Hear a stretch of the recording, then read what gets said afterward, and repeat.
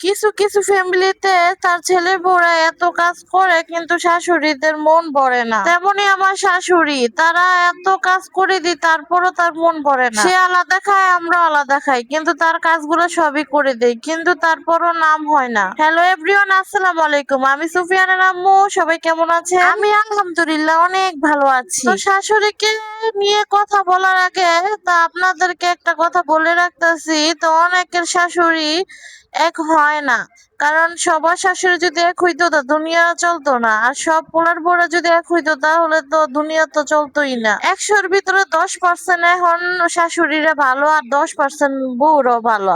একের যে বউরা তুলসী পাতা এমন কোনো কথা না। দুঃখ একটা জায়গায়, যে আমি এত করি কলজা ভুনা কইরা দিল কইব লবণ কম হইছে, বুঝছো? আর সবার শাশুড়ি জানি না কেমন ভালো হইতে পারে, কিন্তু আমার শাশুড়ি দরজাল।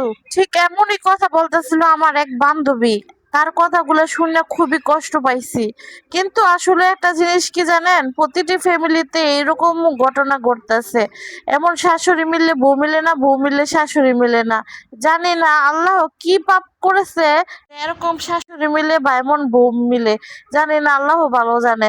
তো যাই হোক, আজকে আমার রান্না বান্না এই যে দেখেন ডিম ভুনা করছি, সাথে করছি পুঁই শাক। তুলে আনা শাক গুলা কিন্তু অনেক সুন্দর করে ভাজি করে ফেলছি। আজকে পুঁই শাক গুলা দেখি ফ্রিজের ভিতর অনেক দিন যাবত পুঁই শাক গুলা পইড়া আছে, কিন্তু পুঁই শাক গুলা ভাজি করার মতো মানুষ নেই। মানে আমার কথাই বলতেছি, আমি আসলে ভাজি করার মতো টাইম পাইতেছিলাম না, তার জন্য ভাজি করি নেই। এই যে দেখেন এখানে কিন্তু অনেক সুন্দর করে ডিম ভুনাটা করে নিছে আপনাদের ভাইয়ার জন্য। তার সাথে এই যে দেখেন সেই কাঙ্ক্ষিত শাক, যেখানে শাক তুলতে তুলতে শাকই পাই না।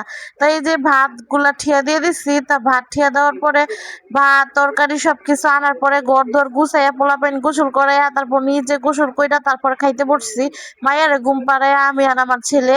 তাই এদিক দিয়ে দেখি বৃষ্টি বৃষ্টি ভাব, বিকালবেলা অবস্থা পুরাই খারাপ। দেখি বৃষ্টি পড়তেছে, আরে বৃষ্টি পড়তেছে তাড়াতাড়ি গিয়া আগে চুলা ডাকি। তারপরে এই যে বস্তা বস্তা সব রেডি করছে, এখন চুলাটা ডাকবো। অনেকে বলতে পারেন দরজার সামনে কেন আপনি রান্না করেন, আসলে আমার বাচ্চা কাচ্চা ছোট, তার জন্য দরজার সামনে রান্না করছি। আর এই দিক দিয়ে দেখেন আমি এখানে রান্না করতে করতে আমার দিক দেওয়ার অবস্থাটা কি। আসলে কেউ কিছু মনে করবেন না যে আপু মনে হয় অনেক রোংরা আছে, আসলে রোংরার কিছু না। এখানে পুইরা যাওয়ার পর এরকম কালো কালো হয়ে গেছে গা।